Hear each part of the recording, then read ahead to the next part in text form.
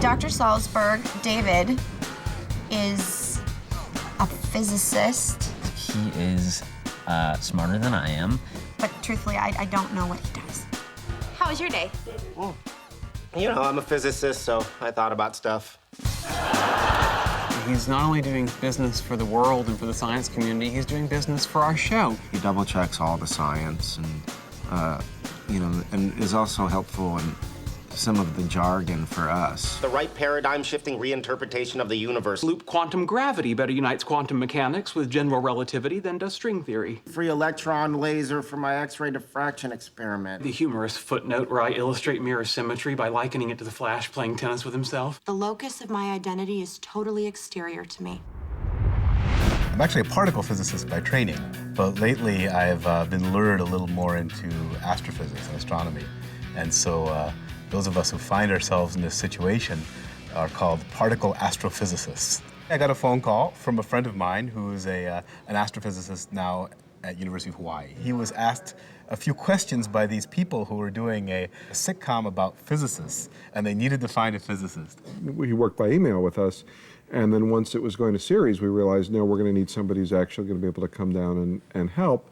So we asked him for recommendation, and we got to Professor Salzberg, and we contacted him and said, do you have maybe a grad student or someone who could come and help us? And he said, oh, could I do it? Okay. We knew we were out of our depth. If we were going to write about geniuses, we better damn well have one around.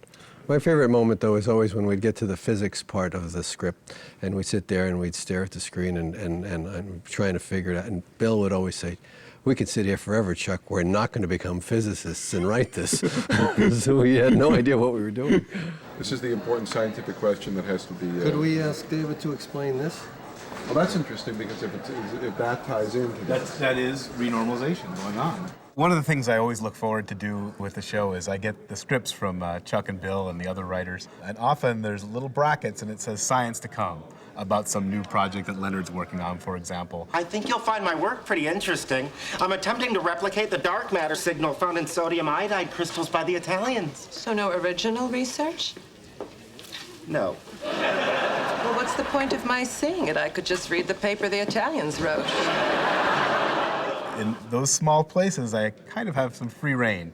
And I pitch a few ideas to them and see which ones they like. And often it's something that you can Google about or check on Wikipedia and see that these are often current topics. My flash drive has my paper on astrophysical probes of M-theory effects in the early universe that I was going to give to George Smoot at the conference. Why do you have to give your paper to George Smoot? It's brilliant. He needs to read it. The most fantastic thing about him, other than the fact that he's doing fact-checking, is the fact that if there's a problem with it, it's on him. He also spends time on the set, the whiteboards that are on the set here in Leonard and Sheldon's apartment, and he makes sure they're right. It's fun when we can tie it into the episode. Professor George Smoot was here, and he was involved in some of the measurements of the cosmic microwave background radiation and won the Nobel Prize. And so I had a diagram of the apparatus the team used on the Kobe satellite, and we put that on the board, and he saw it, and I think he liked it. This is actually related to one of the jokes in last week's episode. This physicist goes into an ice cream parlor every week and orders an ice cream sundae for himself and then offers one to the empty stool sitting next to him. So the owner finally asks him what he's doing. The man says quantum mechanics teaches us that it is possible for the matter above this stool to spontaneously turn into a beautiful woman who might accept my offer and fall in love with me. The owner then says, well, lots of single beautiful women come in here every day. Why don't you buy an ice cream for one of them and they might fall in love with you? And the physicist says, yeah, but what are the odds of that happening?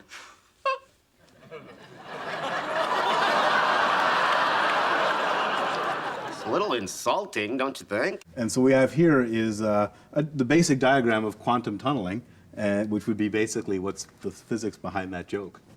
We trust David Salzberg a lot. He may be, completely conning us, and this is all nonsense, so we wouldn't know. I especially liked your paper on grand unification using string network condensates and was wondering how you determined that three-dimensional string nets provided a unified picture of fermions and gauge bosons. I also once had a chance to play a very inside joke. I had an honors physics class, and they came to the audience to watch the show. They were fans.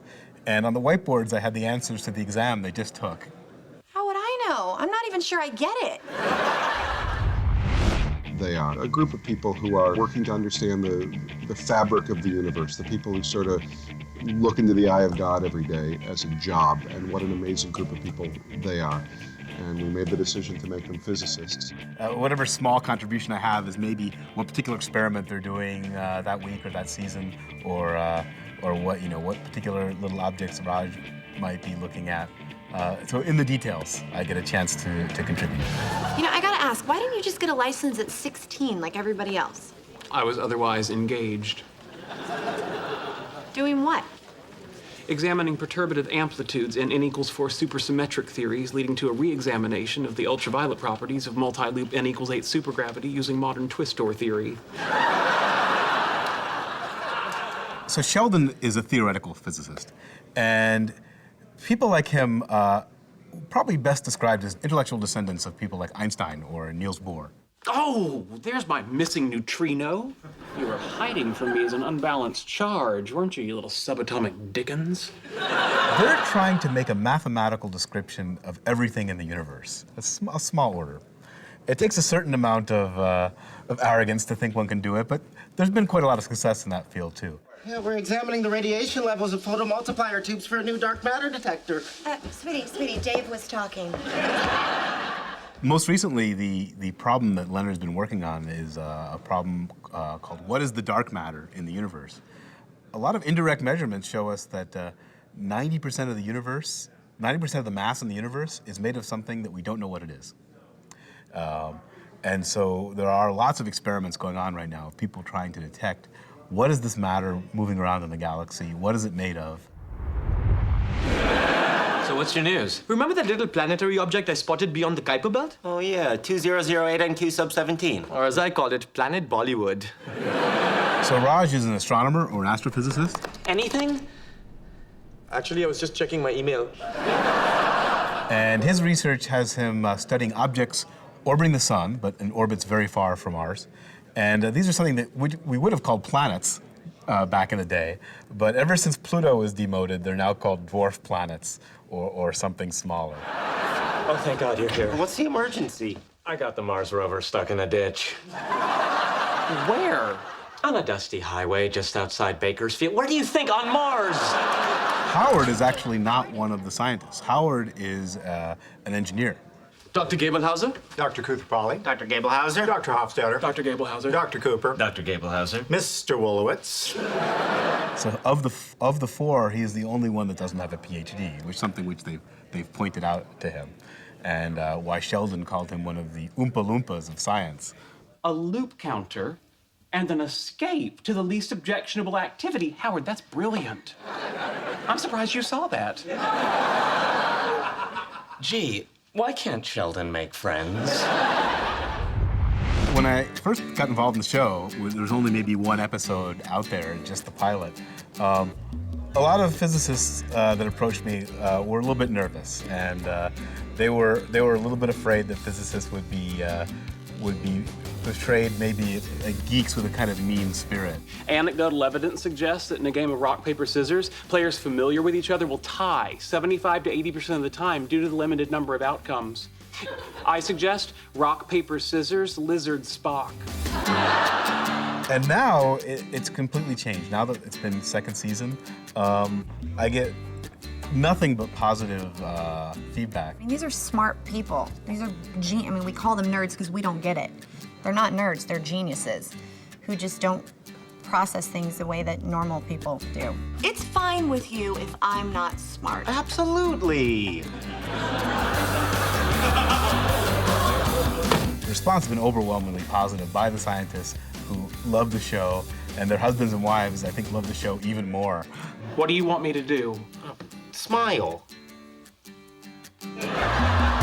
We had an article written about us in Science magazine, North America's leading journal of things scientific, and a lot more exciting than Variety. Who would think you'd see an article about a situation comedy in a physics magazine? Comedy is as old as science. It's really interesting that every time I try to think of something funny, there's all sorts of very scientific reasons why it won't work out that the writers have taught me.